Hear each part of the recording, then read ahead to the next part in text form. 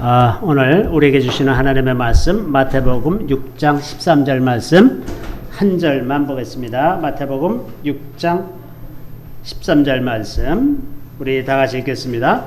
우리를 시험에 들게 하지 마시옵고 다만 악에서 구하시옵소서. 나라와 권세와 영광이 아버지께 영원히 싸움나이다. 아멘. 오늘 이제 우리를 시험에 들게 하지 마시옵고 라는 제목으로 6번째 시간인데요. 저는 오늘은 특별히 그 우상 숭배에 관해서 좀 말씀드리려고 합니다. 우리가 이제 그 우상 숭배라고 하면 그 하나님을 믿지 않는 사람들에게는 굉장히 우리가 이해하기 심플합니다. 그죠? 하나님이 아닌 어떤 것을 그 형상으로 만들어 놓고 그것에 절을 하고 거기에 복을 빌고 이제 화를 면하게 해달라고 이렇게 비는 이런 것이 이제 우상 숭배라고 말할 수가 있죠. 그래서 가시적으로 만들어 놓은 그것을 이제 우상이라고 하는데 그것의 문제는 이제 그 가시적으로 만들어진 것 그 이면에 그 영적인 배후가 있다는 것입니다. 사람이 어떤 그 뭐 나무를 가지건 하건 무슨 어떤 은을 가지고 만들건 간에 어떤 그 형상을 만들고 나면 그것 자체는 사실은 아무것도 아니에요. 그건 그냥 나무고 은이고 금이고 이제 그런 건데, 근데 이제 이것이 영적인 차원을 갖게 되는 순간이 오게 되는데, 사람이 그것을 만든 목적이 어떤 복을 위한 이런 것이기 때문에 거기에 이제 영적 의미 부여를 합니다. 그때가 이제 그것이 영적인 차원을 가지게 되는 것이고, 그렇게 되면 그 영적인 세계에서는 어떻게 이해가 되냐 하면 그 물질 세계에 그 이 악한 영들이 합법적으로 그 물질을 통해서 이제 사람에게 그 물건을 소유하고 있는 사람에게 영향을 미칠 수 있는 그런 합법적인 권한을 취득하게 됩니다. 그래서 이제 그 물건들이 영적인 차원을 갖게 되는 거예요. 그러면 이제 그 이후로는 악한 영들의 통로가 되는데, 예를 들면 예전에 이제 어느 집에 그 기도를 하러 갔는데 제가 이제 이렇게 방마다 돌아다니면서 기도를 하는데 이제 다 이제 이렇게 영적인 그런 것들이 있는 것들을 다 청소를 하고 나왔어요. 나와가지고 거실에서 이렇게 예배를 드리려고 하는데 뭔가 이 거실에 뭐가 있는 거예요. 틀림없이 뭐가 있는 느낌이 있어서 제가 이제 자세히 그 방을 들여다 보니까 그 저금통, 돼지 저금통이에요. 돼지 저금통. 근데 그걸 앞에서 봤을 때는 아무것도 없는데 그걸 돌려서 뒤를 보니까 거기에 부적이 새겨져 있었어요. 부적. 그래서 이제 그걸 딱 찾은 적이 있었는데 그 주인이 이제 그 교회 집사님이신데 이게 누가 줬습니까? 그랬더니 교회 동료 집사가 줬대요. 이게 사람들이 얼마나 이런 일에 대해서 무지한지 이런 일을 뭐 아무렇지도 않게 생각합니다. 근데 아무렇지 않은 것이 아니에요. 그게 그런 게 있으면 악한 영들이 이 집에 합법적으로 드나들 수가 있고 그것을 그 사람들을 괴롭힐 수가 있습니다. 또 어떤 집에는 가면 그 달마도 이런 거 있잖아요. 달마도 이런 것도 다 무슨 복 이런 개념으로 하잖아요. 뭐 이걸 걸어 놓으면 무슨 애군을 면할 수 있다. 뭐 이런 식으로 이제 해석을 갖다가 걸어 놓는데 그런 것도 이제 그런 것들이 되죠. 그래서 이 물건이라는 것이 그렇게 해서 영적인 차원을 갖게 되는데 이런 거는 그래도 좀 어느 정도 이해를 할 수가 있는데 사실은 이제 그 하나님을 믿는 사람들도 그 우상 숭배를 한다는 겁니다. 우리가 이 측면을 좀 집중적으로 살펴보려고 그럽니다. 이제 대표적으로 그 아론이 그 광야에서 이스라엘 백성들하고 그 우상을 만드는 그런 장면이 출애굽기 32장 1절부터 6절에 기록되어 있는데 우리 같이 한번 읽어볼까요? 백성이 모세가 산에서 내려오니 더듬을 보고 모여 백성이 아론에게 이르러 말하되 일어나라 우리를 위하여 우리를 인도할 신을 만들라. 이 모세 곧 우리를 애굽 땅에서 인도하여 낸 사람은 어찌 되었는지 알지 못함이니라. 아론이 그들에게 이르되 너희의 아내와 자녀의 귀에서 금고리를 빼어 내게로 가져오라. 모든 백성이 그 귀에서 금고리를 빼어 아론에게로 가져오매 아론이 그들의 손에서 금고리를 받아 부어서 조각칼로 새겨 송아지 형상을 만드니 그들이 말하되 이스라엘아 이는 너희를 애굽 땅에서 인도하여 낸 너희의 신이로다 하는지라.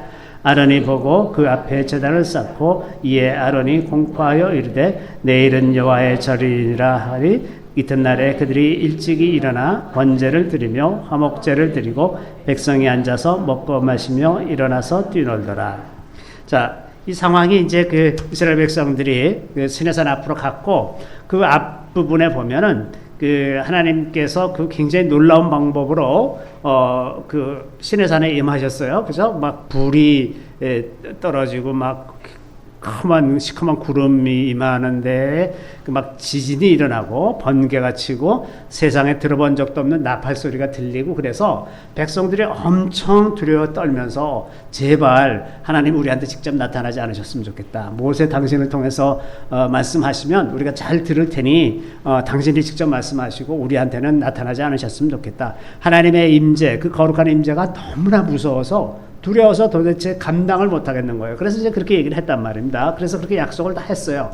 그러니까 하나님이 어떤 분이신지 이미 다 목도를 하고 다 경험을 했습니다. 아주 보고 듣고 만지다시피 그렇게 하나님이 임하시는 걸 봤는데 근데 이제 모세가 시내산에 올라가서 말씀을 받으려고 올라가가지고 시간이 이제 더디 가니까 한 40일을 가 있었단 말이죠. 그랬더니 이제 자꾸 그 지연되니까 백성들이 불안해지기 시작하는 거예요. 그래서 아론에게 와가지고 우리를 위하여 우리를 인도할 신을 만들라.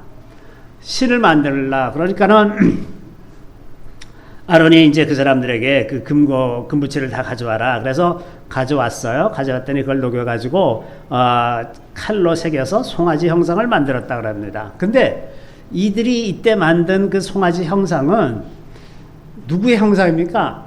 하나님의 형상이에요. 어떤 다른 신이 아니고 하나님인데 그걸 송아지로 표현한 거죠. 지금 그들이 불과 몇십 일 전에 그 시내산에 임하는 하나님의 영광을 봤는데 송아지 형상으로 만들어 놓고서야 이게 이제 하나님이야 이렇게 이제 얘기한 게 된 거죠.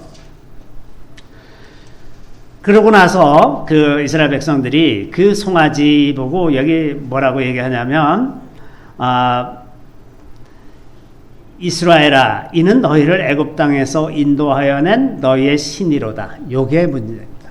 요렇게 얘기함으로써 이게 지금 이제 영적인 차원을 갖게 된 겁니다. 이 송아지가. 그러면 이제 그때부터는 우상 숭배를 하게 되는 거죠. 그러고서 아론은 그 다음날 거기다 제단을 쌓고 거기다 제사까지 드렸습니다. 이제 이렇게 해서 우상 숭배를 하게 됩니다. 근데 이 사람들의 마음속에 있었던 우상은 하나님이죠. 이게 하나님이에요. 이 송아지가 하나님이에요. 이스라엘을 애굽에서 인도해낸 하나님이 이렇게 생겼다. 이렇게 된 거죠. 자, 이게 보이지 않는 하나님을 이제 보이는 것으로 바꿔놓은 건데 우리의 눈앞에 보이면 우리 마음이 좀 안심이 됩니다. 하나님이 어디 안 가셨잖아. 여기 있으면. 송아지가 여기 있는 한 우리 마음이 안심이 돼요. 하나님이 우리 곁에 계시는구나 이렇게 생각할 수가 있는데 이 형상이 없으면 눈에 보이는 게 아무것도 없으면 하나님이 우리 곁에 계신지 우리 안에 계신지 아닌지 모르겠어요. 도대체 알 수가 없어. 그러니까 눈앞에 있어야만 이제 비로소 마음이 안심이 된다 하는 겁니다. 그래서 이렇게 있는 상태가 되면 내면을 향하던 시선이 자꾸 외부, 여기 있는, 눈앞에 있는 이게 이제 우리 하나님이라는 쪽으로 시선이 옮겨집니다. 그 전에는 눈에 보이지 않는 하나님이실 때는 하나님이 내 내면에 계시다는, 그래서 나의 시선이 내면을 향할 수가 있지만 눈앞에 있으면 바깥을 향하게 되어 있습니다. 그래서 우상숭배를 하다 보면 전부 다 눈에 보이는 것에 관심을 갖게 되어 있어요. 자, 이런 것이 교회도 어떤 전통 속에서 항상 이렇게 가시적인 것에 뭐가 나타납니다. 가령 예수님 당시에 이스라엘 백성들 중에 많은 사람들이 바리새인들이었잖아요. 근데 바리새인들이 종교 권력을 장악하고 이스라엘 백성들을 굉장히 괴롭힌 사람들인데 이 사람들이 언제나 사람들 앞에서 추구하는 것이 뭐냐 하면 남의 눈에 띄는 거예요. 기도를 해도 사람들이 많은 데 가서 기도하고 제사를 드려도 사람들이 막 볼 때 티를 내고 제사를 드리고 아주 그 사람들 앞에 보이고 그 남들에게 잘 자기의 그 어떤 신실함과 자기의 어떤 종교성 이런 것을 드러내고자 이렇게 노력하는 그런 방식으로 모든 교리를 만들죠. 뭐 하루에 몇 번 성전에 가서 예배드린다든지 이런 식으로 모든 것이 다 가시적인 그런 형태로 이제 교리가 만들어지는 거죠. 근데 이런 전통이 교회도 똑같이 있습니다. 카톨릭 교회 같은 데 보면 그 모든 예전이나 무슨 교리 이런 것들이 다 눈에 드러나는 것에 초점을 맞추게 되어 있습니다. 그 카톨릭 교회도 보면 굉장히 많은 어떤 뭐 물건들이나 상징이나 이런 것들을 이제 사용하게 되는데 동방정교회도 마찬가지죠. 동방정교회는 조금 더 심한 면이 있는데 그 동방정교회에서는 그 이콘이라고 하는 것이 제가 그 러시아에 갔을 때 그 러시아 박물관에 가면 러시아 박물관에서 제일로 귀하게 여기는 것이 이콘입니다. 이콘. 그리고 거기 뭐 9세기, 8세기, 9세기, 11, 12세기 때 쓰던 그 이콘들, 그 성전에 이제 벽에 그 예전에는 오늘날과 같이 책이 흔하지 않고 또 이제 모든 그 성서들이 라틴어로 기록되어 있었기 때문에 사람들이 이제 그걸 해석할 수 있는 사람이 별로 없잖아요. 그러니까 그 교회 벽면에 이제 그 성인들이나 무슨 그 성경에 나오는 어떤 스토리를 그걸 뭐라 그러죠? 하프 릴리프, 부조라 그러죠. 이렇게 완전한 형상은 아니고 이렇게 입체로. 그래서 이제 그 성전 벽에 쫙 붙여놓고서 한번 순례를 합니다. 순례를 하면서 이제 그 앞에서 기도하고, 그 다음으로 넘어가서 기도하고, 그 다음으로 넘어가서 기도하고. 그래서 그걸 한 바퀴 삥 돌면 이제 신약 성경을 한번 읽은 것 같이 이제 그런 식의 구조가 되어 있습니다. 그게 이제 신앙생활이에요. 그래서 그게 이제 굉장히 그 거룩한 걸로 되기 때문에 그렇게 눈에 보이는 어떤 물건들을 중심으로 해서 신앙생활을 하도록 그렇게 이제 그 모든 예전이 형성이 되는 거죠. 뿐만 아니라 이제 개신교도 그렇습니다. 개신교도 이렇게 교회 전통을 만드는 걸 보면 다 이렇게 가시적인 것들에 굉장히 많이 치중하는 경향이 있습니다. 뭐 예배 형식이라든지 어떤 그 교회 그 예배드리는 그 공간이나 혹은 시간 이런 것을 구성하는 방식, 그것에 부여하는 의미 이런 것들을 굉장히 이제 가시적인 것에 초점을 맞춰서 많이 하고, 또 이제 교리, 이것이 핵심 교리다 이렇게 말하는 것들도 보면은 가시적인 것들에 많이 의존하는 경향이 있습니다. 뭐 성도들의 뭐 5대 의무 이래서 11조의 의무, 출석의 의무, 뭐 봉사의 의무 무슨 뭐 이렇게 해서 그 눈에 뜨이는 이런 규정들 그런 것을 그 핵심적인 교리로 삼는 경향이 있죠. 그래서 이제 사람들이 이게 이스라엘 백성들뿐만 아니라 오늘날에 이르기까지 예수를 믿는다고 하는 사람들까지도 계속해서 그 눈에 보이는 것에 치중하도록 하는 그런 성향이 우리 안에 굉장히 뿌리 깊게 남아 있다고 하는 것입니다. 네, 이것에 대해서 하나님은 뭐라고 말씀하시냐면 그 출애굽기 20장 3절부터 이제 6절까지 맞죠? 네. 우리 같이 한번 읽어보겠습니다. 너는 나 외에는 다른 신들을 내게 두지 말라. 너를 위하여 새긴 우상을 만들지 말고 또 위로 하늘에 있는 것이나 아래로 땅에 있는 것이나 땅 아래 물속에 있는 것의 어떤 형상도 만들지 말며 그것들에게 절하지 말며 그것들을 섬기지 말라. 나 너의 하나님은 여호와는 질투하는 하나님인즉 나를 미워하는 자의 죄를 갚되 아버지로부터 아들에게로 3, 4대까지 이르게 하거니와 나를 사랑하고 내 계명을 지키는 자에게는 천대까지 은혜를 베푸느니라. 자, 주님께서 아무 형상도 만들지 말아라. 아무 형상도 만들지 말아라. 이렇게 얘기하면서 그 형상들을 만든 것, 그것들을 섬기고 절하고 이러는 것들을 그것들은 나를 미워하는 자라고 하나님이 표현하고 계세요. 미워하는 자. 그걸 굉장히 싫어하시는 거예요. 굉장히 싫어하는 것. 그러니까 눈에 보이는 것을 따라가면 하나님이 싫어하시는 바가 될 가능성이 굉장히 많은 거죠. 왜냐하면 이게 자꾸 아까도 말씀드렸습니다만은 눈에 보이는 것들은 우리의 시선을 자꾸 바깥으로 향하게 함으로 말미암아 구원이 우리 마음 속에 있다고 하는 이 굉장히 중요한 사실들을 자꾸 잊게 만듭니다. 겉으로 잘 치장을 해서 믿음, 신앙, 종교성 이런 것들을 자꾸 치장을 하다 보면 주님 본질에서부터 점점 멀어지게 된다고 하는 거죠. 자, 그래서 우상이라고 하는 것을 좀 더 이렇게 본질적인 의미에서 생각해 보면 우상이라고 하는 것은 그것으로 말미암아 우리 인생을 좀 안전하게 만드는 것. 첫 번째는 안전입니다. 우리 인생이 안전하기를 원하는 거예요. 두 번째는 우리 인생에 그 목적과 의미를 부여하는 것입니다. 우리가 안전하고 목적과 의미를 가질 수 있는 것, 이것들이 다 우상이 될 수가 있습니다. 왜냐하면 이게 사람의 가장 핵심적인 욕구, 아주 근원적인 욕구가 security와 significance라고 합니다. 이 인생이 안전해야 되잖아요. 뭐 내일 먹을 것이 있어야 되고, 어떤 위협이 없어야 되고, 평안하게 살 수 있어야 되는 것, 이것이 첫 번째 욕구라고 한다면, 두 번째 욕구는 인생에 무슨 의미가 있어야 되는 거예요. 그래서 이런 것들이 다 이제 우상이 될 수가 있는데, 그렇게 이런 본질적인 개념에서 생각을 해보면 그리스도인들에게도 우상이 될 수 있는 것이 굉장히 많죠. 굉장히 많습니다. 첫 번째는 이제 돈이죠. 물론 돈은 가장 강력한 하나님의 경쟁자. 이건 뭐 부인할 수가 없습니다. 사람은 하나님을 믿거나 돈을 믿거나 둘 중에 하나를 믿고 살아요. 그래서 이제 우리가 잘 알거니와 마태복음 6장 24절에 이런 말씀이 있죠. 한 사람이 두 주인을 섬기지 못할 것이니 혹 이를 미워하고 저를 사랑하거나 혹 이를 중히 여기고 저를 경히 여김이라. 너희가 하나님과 재물을 겸하여 섬기지 못하리라. 네. 언제나 하나님과 돈은 서로 배척하는 그런 관계가 되기가 참 쉽습니다.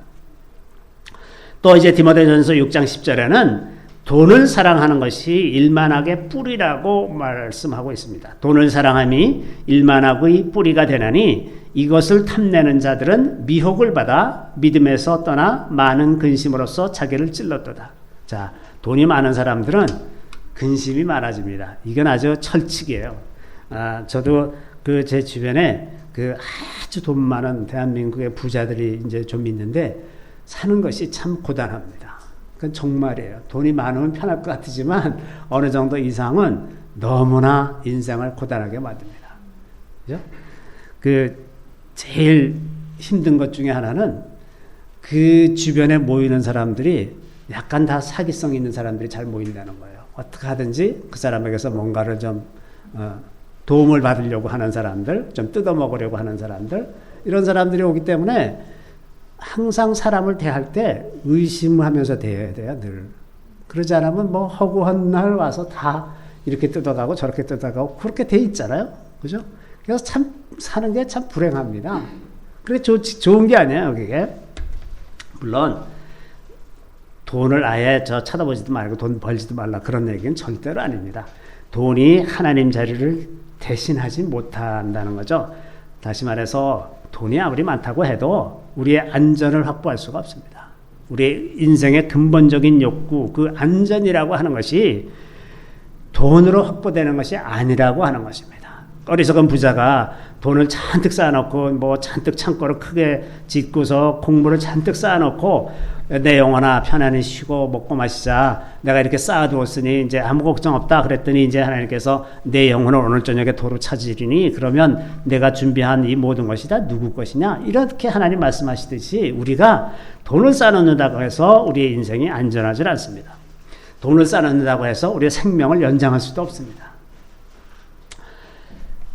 그래서 이제 이 돈이 첫 번째 우상이 되기도 하고 두 번째는 권력입니다. 권력. 사람이 어떤 권력을 가지면 자기가 안전하다고 생각하죠. 그러니까 사람들로부터 적어도 권력이 있으면 사람들로부터 오는 위협은 어느 정도 방어하는 데 사용할 수가 있겠죠.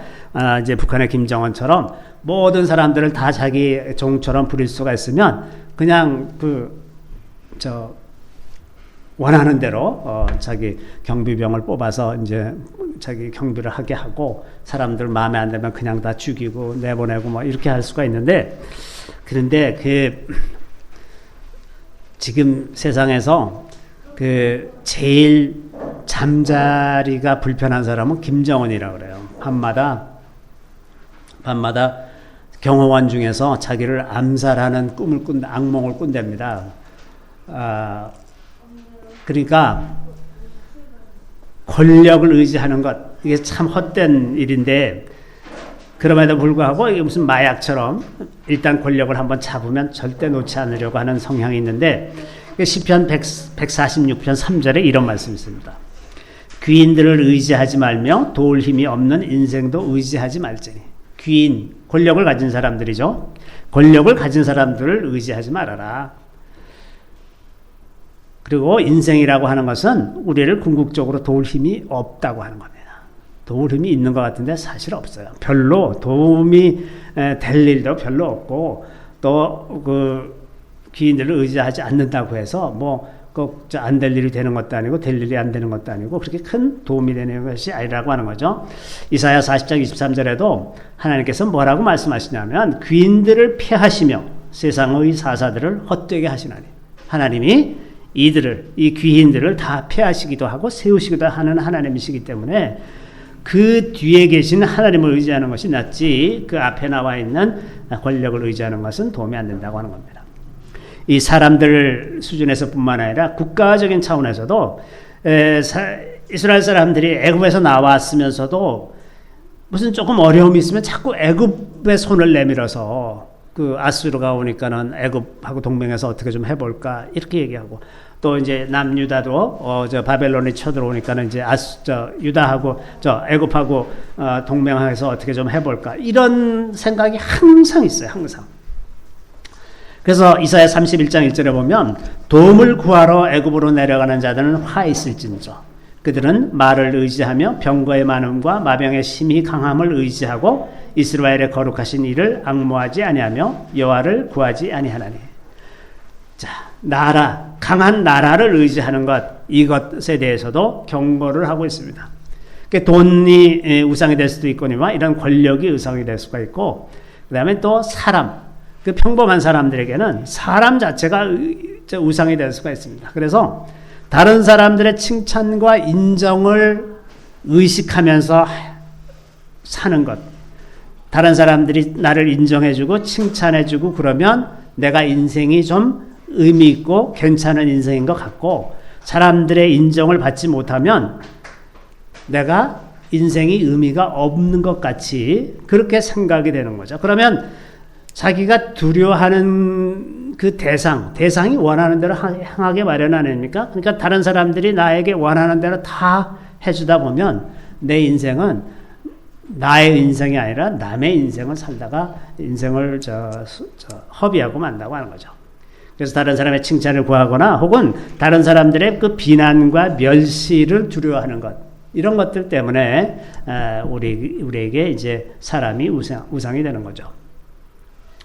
근데 이제 이런 것들도 있지만 교회라는 테두리로 이렇게 국한해서 생각해 보면 교회에서도 이제 눈에 보이는 성과를 의지하는 그런 경우가 참 많죠. 그래서 이렇게 교회가 막 부흥하고 막 사람들이 많이 몰려오고 건물도 멋있게 짓고 이제 이렇게 하면 뭐가 좀 괜찮은 것 같고 잘 되고 있는 것 같고 그렇지 않고 이게 아주 지리멸렬한 것 같고 이제 사람도 별로 없고 이러면 뭔가 이렇게 좀 뭐가 잘 돼 있지 않은 것 같고 뭔가 실패하는 것 같고 무가치한 것 같고 하나님께서 함께 가시지 않은 것 같은 이런 것으로 자꾸 이제 그 낙심하게 되는 경우들이 많습니다.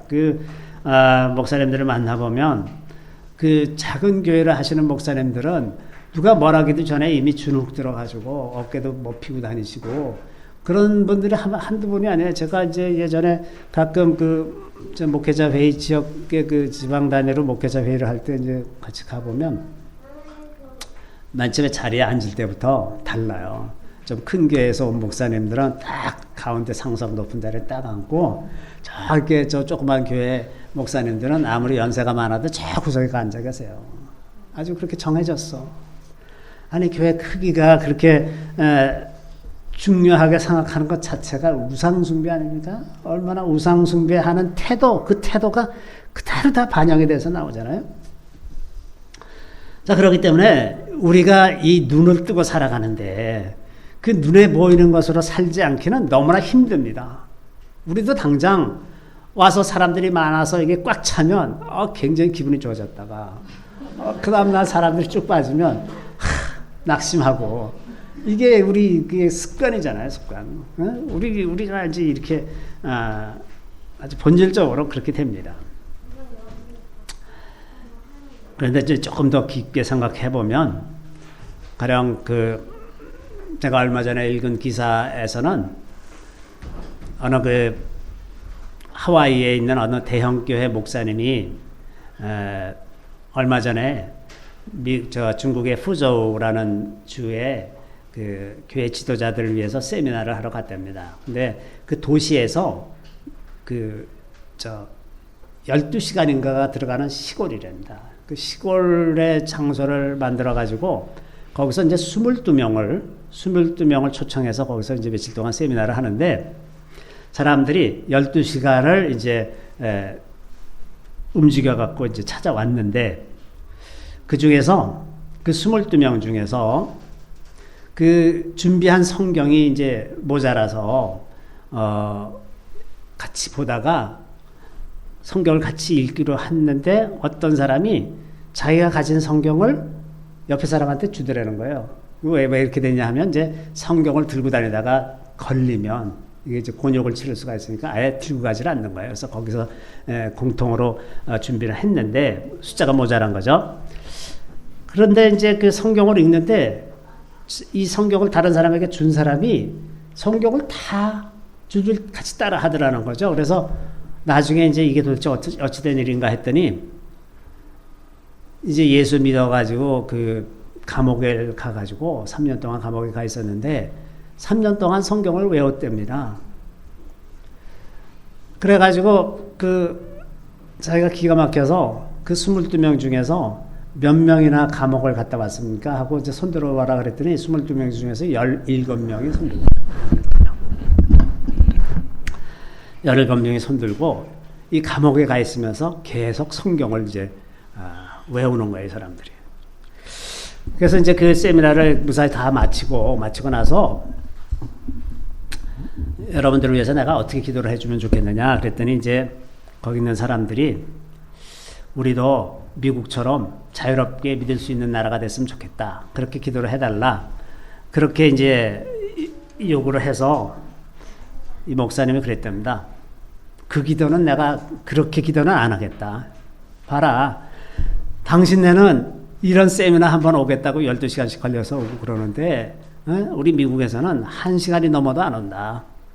당신네들은 지금 며칠을 이 방바닥에 앉아가지고 이 얘기를 듣고 있는데, 미국에서는 좋은 의자에 앉아서 있지 않으면 절대로 안 온다. 여기서는 지금 며칠이나 하는데 여러분 끄떡하지 않잖냐. 미국에서는 1시간 10분 넘어가면 그 다음부터 안 온다. 여러분들은 다 성경을 외우고 있지 않느냐. 성경을 읽지도 않는다. 그러니 어느 나라가 더 좋은 나라냐 말이죠. 이런 얘기를 했다는데, 자, 뭐가 본질입니까? 다 겉으로 보이기에는 미국의 교회가 아주 뭐 장소도 훌륭하고 재정적으로도 넉넉하고 사람들도 다 세련된 사람들이 와서 다 예배드리고 너무 화려하고 아름다워 좋아 보이는데, 그 본질적인 면에서 정말 하나님을 경외하는 사람이 그 중에 몇이나 되겠느냐 말이죠. 우리가 정말 그 감옥에 가더라도 우리의 믿음을 잃지 않고 계속 믿을 수 있는 그런 믿음을 가진 사람이 도대체 몇이나 되겠는가.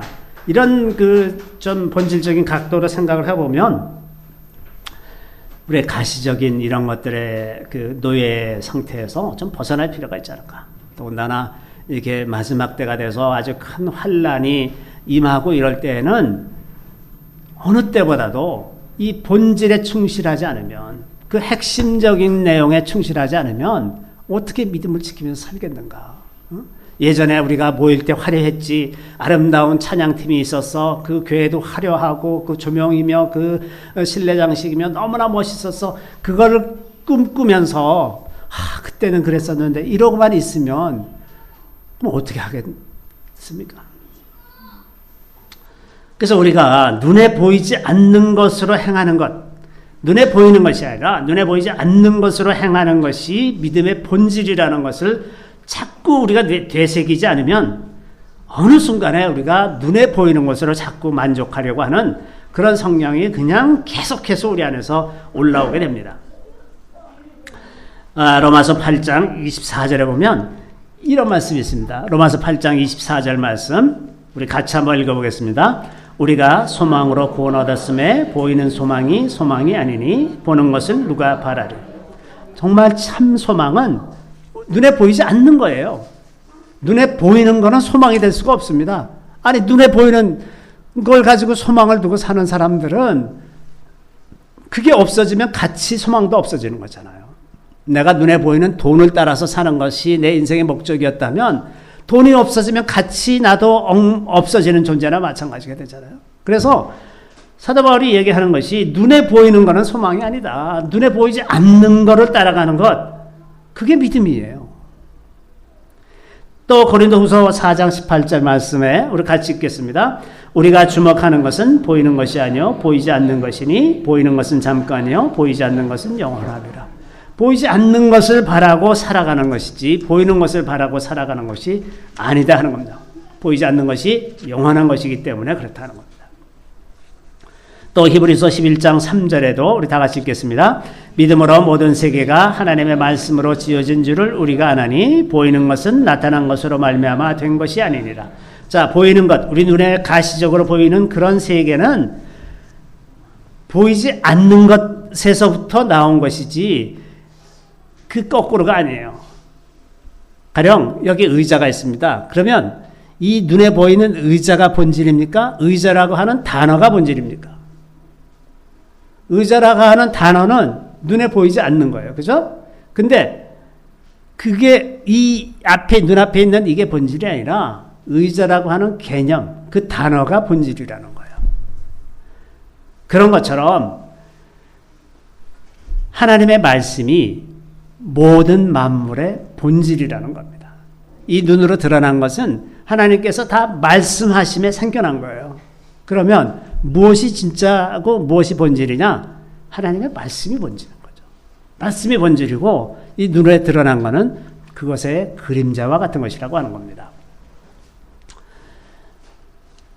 또 히브리서 11장 27절 말씀 우리도 이것도 같이 한번 읽어보겠습니다. 믿음으로 애굽을 떠나 왕의 노함을 무서워하지 아니하고 곧 보이지 아니하는 자를 보는 것 같이 하여 참았으며. 자 애굽을 떠나는데 이스라엘 백성들이 이제 모세의 인도를 따라서 애굽을 떠나는데 그때 이제 그 바로가 그 굉장히 노해서 막 여러 가지 어려움을 주고 나중에는 마침내 군대를 다 이끌고 쫓아오고 이러는 상황인데 그것을 무서워하지 아니하고 그건 무서워하지 아니했다는 건 왜 그렇게 됐냐 하면 보이지 않는 하나님을 무서워했기 때문에 그런 거예요. 보이는 바로 왕을 무서워하지 않고 눈에 보이지 않는 하나님을 무서워했기 때문에 하나님의 말씀을 따라서 가는 거예요. 우리가 믿는 것은 본질적으로 보이지 않는 하나님을 믿는 것이지 보이는 사람을 믿는 것이 아니다 하는 겁니다. 그래서 믿음의 본질은 보이지 않는 것을 보는 것 같이 하면서 사는 거예요. 그죠? 눈에 안 보이는데 보는 것 같이 하면서 사는 것. 두 번째는 인생의 진정한 그 안전과 의미와 목적은 주님 안에 있습니다. 골로새 3장 3절에 보면 우리 같이 읽습니다. 이는 너희가 죽었고 너희 생명이 그리스도와 함께 하나님 안에 감추어졌습니다. 우리가 하나님 안에 감추어져 있어요. 우리가 하나님 안에 감춰져 있는데 그것을 하나님에게서 빼앗을 자가 누구 있습니까? 우리가 하나님 안에 있는데 우리를 해할 수 있는 것이 누구 있습니까? 만약에 하나님을 해할 수가 있다면 우리도 해할 수 있을 거예요. 근데 하나님을 해할 수가 없다면 우리도 해할 수가 없습니다. 우리가 하나님 안에 있기 때문에 그래요. 우리의 육신은 해할 수가 있습니다. 그러나 우리 영혼은 결코 우리 영혼을 어떻게 할 수가 없는 거예요. 그죠? 그래서 우리가 궁극적으로 안전한 것은 우리가 하나님 안에 있을 때 안전한 겁니다. 또 요한복음 15장 5절 6절에 보면 이런 말씀이 있죠. 우리 같이 한번 읽어보겠습니다. 나는 포도나무요 너희는 가지라. 그가 내 안에 내가 그 안에 거하면 사람이 열매를 많이 맺나니 나를 떠나서는 너희가 아무것도 할 수 없습니다.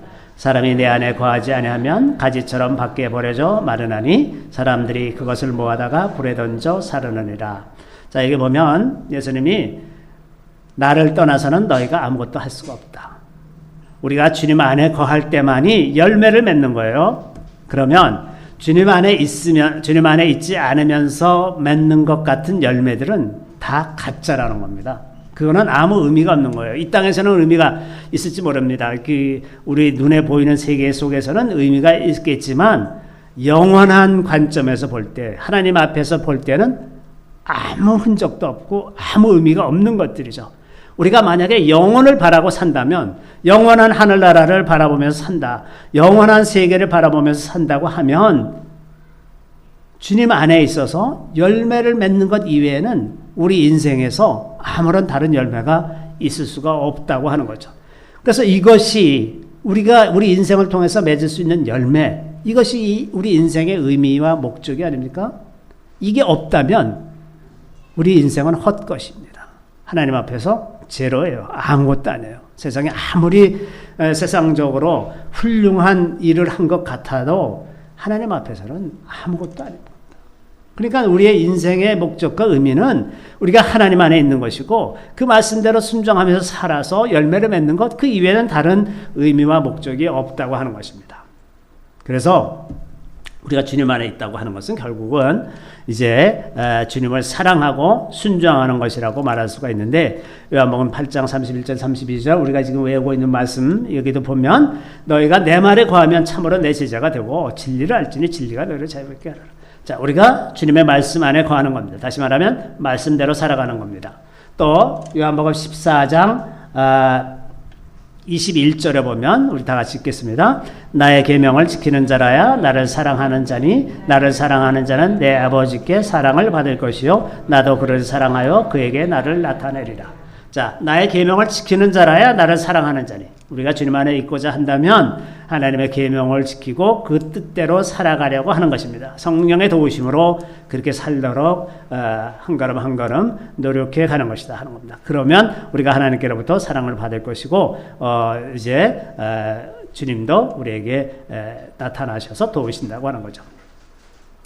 자, 그래서 우리가 분명한 것은 인생의 안전과 의미와 목적이 다 주님 안에 있는 것이고 그것이 우리의 삶의 최대의 목표가 되어야 된다. 우리가 가시적으로 뭔가를 만들어내고 이것이 아니라 이것을 추구하다 보면 어느 순간에 우리가 금방 우상숭배하는 자가 되어버리니 계속해서 우리가 만족하고 기뻐하고 참 보람있다라고 생각하는 것이 뭐냐면 계속해서 주님께 순종하면서 살아가는 것 그 자체가 우리에게 가장 큰 열매라고 하는 겁니다.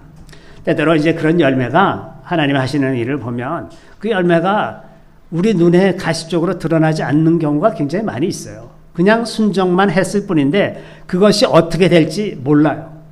아무런 의미가 없는 것 같은 그런 일들도 보면 굉장히 많았습니다. 선교 역사에도 보면 우리가 양화진에 가봐도 그렇지만 어떤 이들은 그 멀리 저 미국에서 이 한국까지 배 타고 와가지고 한 달 만에 죽어요.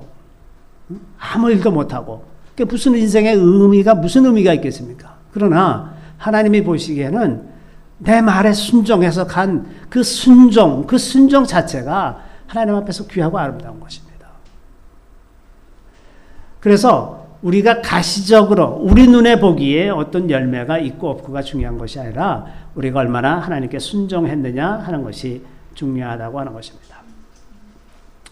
우리가 살아가면서 이제 이렇게 눈에 보이지 않는 것으로 행하려고 해도 자주 눈에 보이는 것으로 이렇게 돌아가게 되는 그런 것 중에 하나는 우리 눈에 보이는 위협이나 고통, 그것을 좀 과도하게 생각하는 거예요. 우리 인생 살아가면서 때때로는 병에도 걸리고 때때로는 어려움도 당하고 때때로는 오해도 받고 그래서 이런저런 괴로운 일들이 일어납니다. 그런데 그것을 우리가 좀 과도하게 생각하면 우리 마음이 거기에 다 빼앗겨 버려가지고 하나님을 향하는 마음을 다 같이 또 빼앗기게 되는 거죠. 특히나 이제 병들 중에서도 제가 그 많은 암 환자들을 이제 보면 암이라고 하는 병에 걸리면 사람들이 완전히 그냥 사로잡혀 버립니다. 완전히 공포에 사로잡혀 버려요. 그래서 그 공포에 사로잡혀서 그때부터 병에 지는 거예요. 그거를 이기는 사람이 참 별로 없습니다. 그 암이 있음에도 불구하고 그것을 담대하게 하질 못하기 때문에 두려워하기 때문에 아무리 기도해도 낫질 않아요. 어디 차도도 잘 안 보이고. 그래서 이 두려움 때문에 그 앞에 눈앞에 닥치는 그 위협에 너무 두려워하는 거예요. 과도하게. 뭐 기껏해야 죽기밖에 더 하겠습니까? 그죠? 좀 일찍 죽는다는 것 뿐인데 이렇게 요즘같이 살기가 어렵고 그럴 때는 죄 안 짓고 살기가 어려울 때는 일찍 죽는 것도 참 복이죠. 요한계시록에 그렇게 돼 있어요. 주 안에서 죽는 자는 복되도다. 죽기를 구하여도 죽지 못하는 그 얘기가 요한계시록에 있어요. 그러니까 죽는 것도 괜찮은 거예요. 그러니까 너무 과도하게 우리 마음을 빼앗기지 말자는 겁니다. 그 다음에 주님이 약속하시는 것은 우리가 감당하지 못할 시험이 없다고 말씀하셨지 않습니까? 고린도전서 13장에 10장이죠. 너희가 감당하지 못할 시험 당함을 허락치 아니하시고 시험 당할 쯤에 또한 피할 길을 내사 너희를 능히 감당하게 하시니라. 고린도전서 10장 13절 말씀이죠. 그래서 이렇게 세상이 나를 애워싸고 나를 위협한다고 하더라도 그 위협 중에서 하나님을 계속해서 쳐다볼 수 있는 그런 마음의 훈련이 우리에게 정말 필요합니다. 우리가 자꾸 눈에 보이는 것을 따라가다 보면 살 수가 없어요. 다 금방 망할 것 같고 다 죽을 것 같아. 그러나 하나님을 바라보면 괜찮습니다. 뭐 끄떡없어요. 네. 또 이제 한 가지 우리가 생각해 봐야 되는 것은 제가 이제 이런 케이스들을 많이 봤습니다. 우리 인생에 우리가 과도하게 의미를 부여하거나 집착하는 것, 그런 것들을 하나님이 거두어 가실 때가 많습니다. 이게 제일 심한 직업군 중에 한 사람들이 목사님들입니다. 목사님들은 자기가 목사 안수를 받았는데 자기가 어떤 의미 있는 사역이 없으면 목사로서의 존재감, 가치감을 아주 같이 잃어버려요. 나는 하나님 앞에서 무가치한 존재구나 이렇게 생각하는 성향이 있어요. 그래서 그걸 굉장히 힘들어하고 괴로워합니다. 또 무슨 이렇게 음악이나 이런 뭐 미술이나 이런 특별한 재능을 가진 사람들도 그것에 과도한 의미 부여를 하는 경우가 있어요. 마치 자기가 음악하는 찬양하는 찬양사역자인데 내게서 그 찬양사역을 빼앗기면 나는 아무런 의미가 없는 존재인 것처럼 생각하는 사람들도 또 많이 있어요.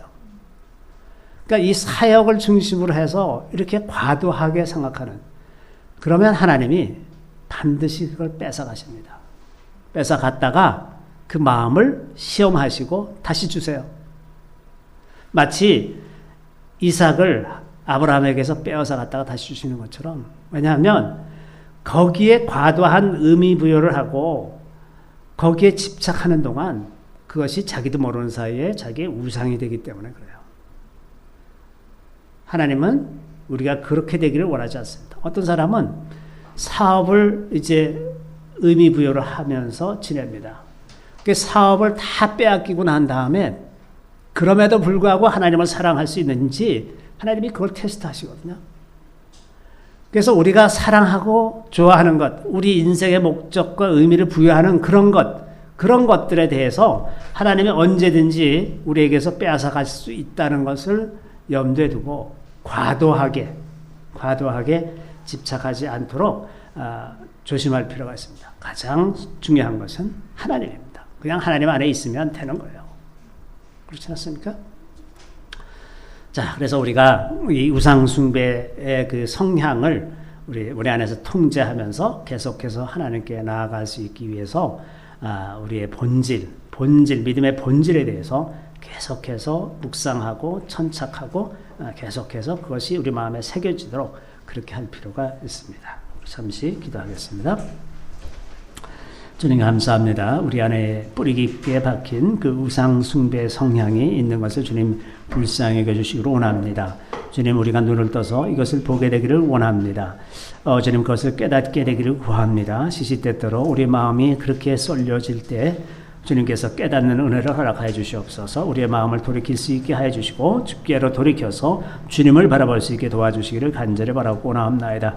우리가 보는 것으로 행하지 아니하고 보이지 아니하는 하나님으로 행하고 하시며 하나님을 두려워하면서 우리의 삶을 살아갈 수 있게 도와주시기를 간절히 바라옵고 모든 말씀을 예수 그리스도의 이름으로 감사하며 기도드리옵나이다. 아멘.